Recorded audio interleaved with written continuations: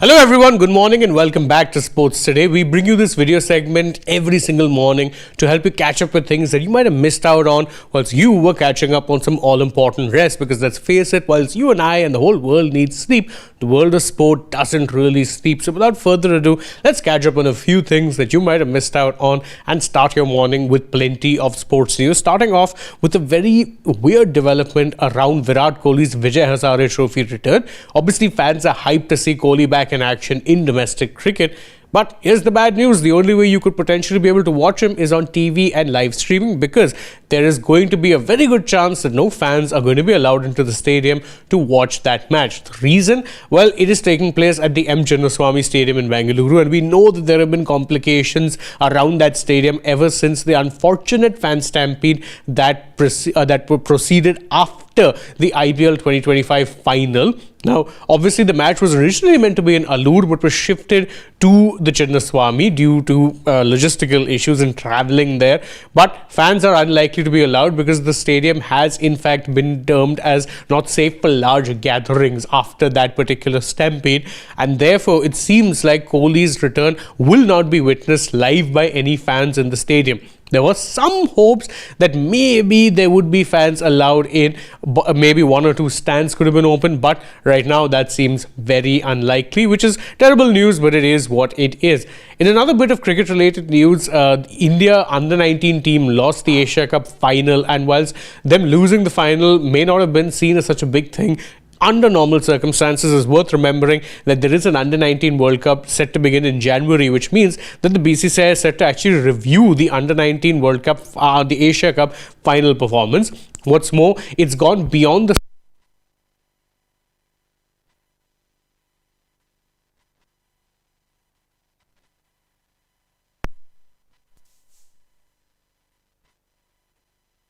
regard.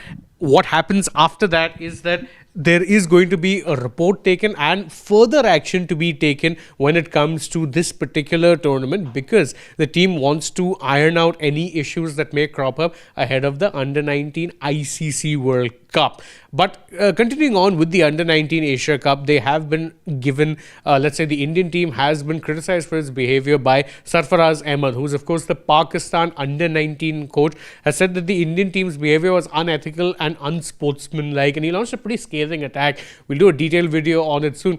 But he was talking about how it is that he told his players not to get involved in any shenanigans because the Indian players were going to be behaving aggressively and that they weren't behaving in a sportsmanlike manner.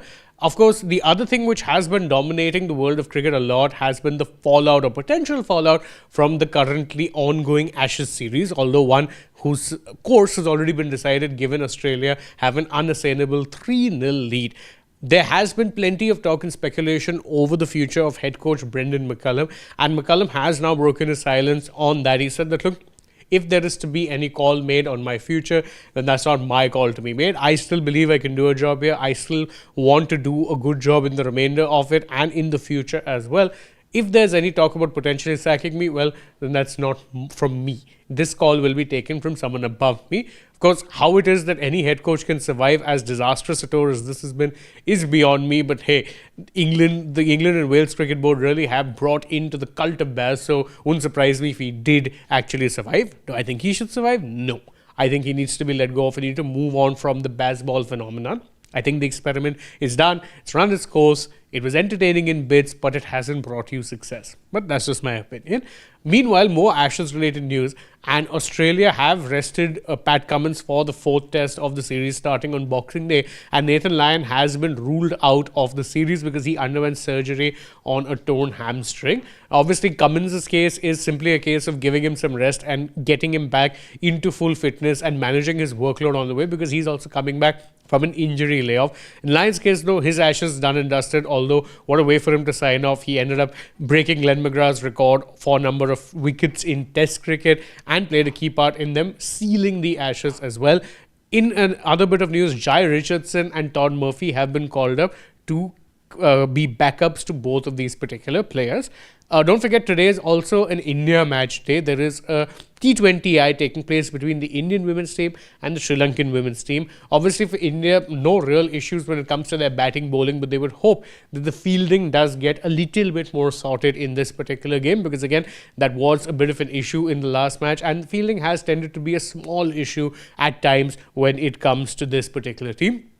Switching focus to some sporting news around the world, and in bad news for Liverpool, their record signing Alexander Isak has in fact been sidelined for quite some time. You'd remember we reported yesterday that Liverpool sources believed he had suffered a fracture, and well, now it's been confirmed he's undergone surgery and there is no timeline on his return as of yet, which is a bit unfortunate considering he just started clicking into some degree of form, not showing the type of form that led to Liverpool signing him for that much money, but he was beginning to gel more with his teammates. Unfortunately, set for a lengthy spell on the sidelines now. Another player who has undergone surgery, Neymar. You remember that Neymar was delaying surgery on his knees, playing through the pain to ensure that Santos, his boyhood club and the club he's currently playing for, don't get relegated from the Brazilian Serie A top division. He, of course, managed to help them avoid relegation, but he was playing through a lot of pain. In fact, there was a video that had gone viral wherein you could see a fan saying, "Hey Neymar, you can borrow my knee."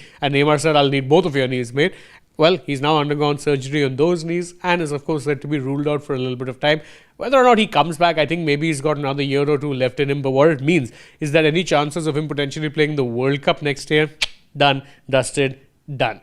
Also, more football news. Napoli beat Bologna to win the Serie A, or the Italian Super Cup final. Remember, the Super Cup is a tournament that takes place between the winner of Serie A and of the Italian, the Supercoppa, the Coppa Italia rather.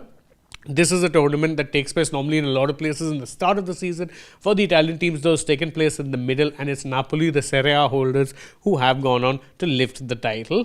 There's more Serie A related news at this time for all of the wrong reasons, because the authorities were looking at having a match, a Serie A match, an Italian league match, take place in Australia. The match was set to be between AC Milan and Como, but unfortunately, or fortunately, depending on how it is you're looking at it, those plans have been abandoned, because again, they've realized that there's not only a lot of logistical issues to organize it, but there is also vocal fan opposition, and I think that's a good thing. I think league matches should potentially be staying in the country that they're from. No point shifting it. You remember that Barcelona also wanted to play a league game overseas in the USA. That too got canned due to fan protests. It's a great thing. I think league games should stay in the country where the league is playing in. No point expanding. You can have friendlies, you can have preseason tours, do all that stuff.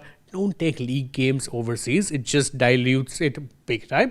Well, that's it from us in this edition of the Morning Wrap. Thank you guys so much for joining us. As always, don't forget, if you enjoy our work, like this video, share it with your friends, subscribe to the channel, tap that bell icon, follow us on social media. We're on Instagram, X, and Facebook.